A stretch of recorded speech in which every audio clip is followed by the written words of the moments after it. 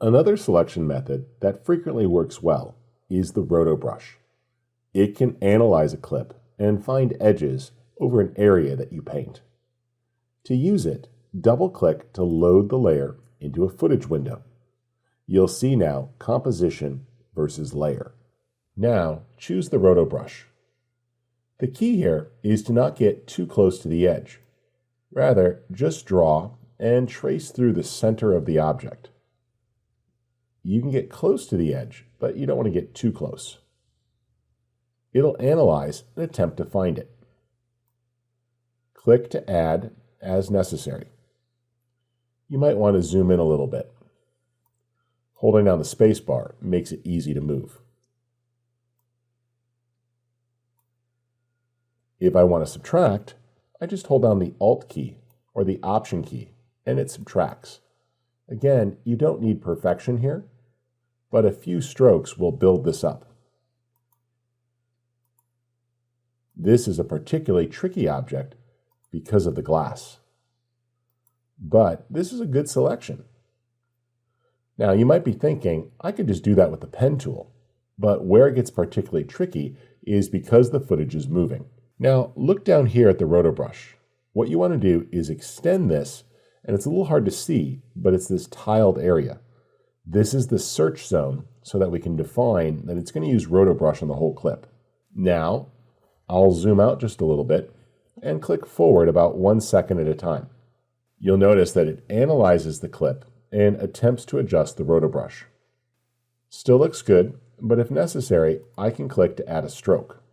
I prefer to move about 1 second at a time and let it build out the preview. Again, we're just paying attention to see how this is doing.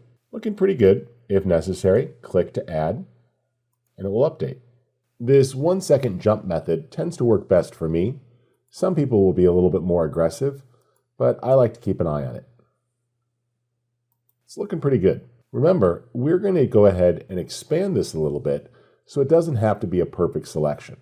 What I'm seeing is that even though the camera is shaking and moving in handheld, it's able to track that wine glass pretty effectively. So far, so good. And let's just finish this out. Looks great. Now at the bottom here, you'll see a few different viewing methods.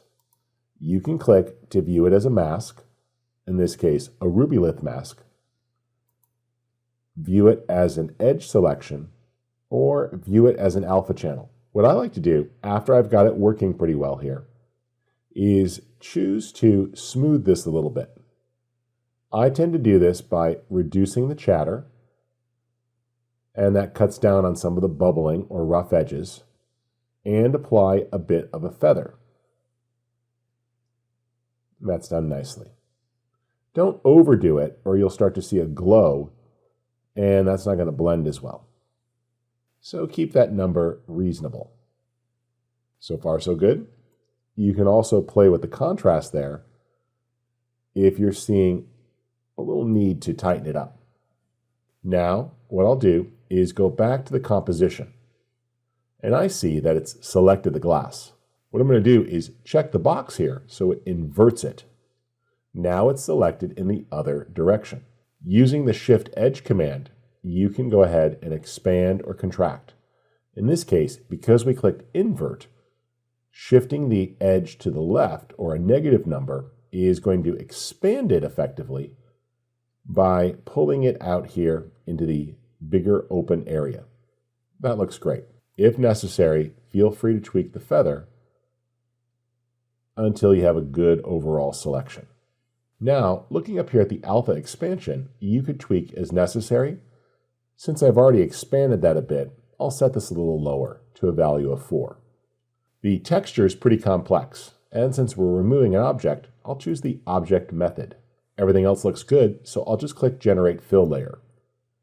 Because this has a lot of texture in it, it'll take a little while longer to analyze the shot.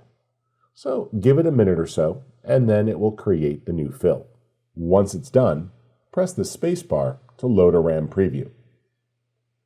In this case, it's amazingly good. That texture up there is very clean. I love how it's organic and it recognized some of the surrounding pixels and really created a great wood texture. Even though this shot is moving, there's no issue, and it's able to blend very seamlessly. All right, let's go on to one more method.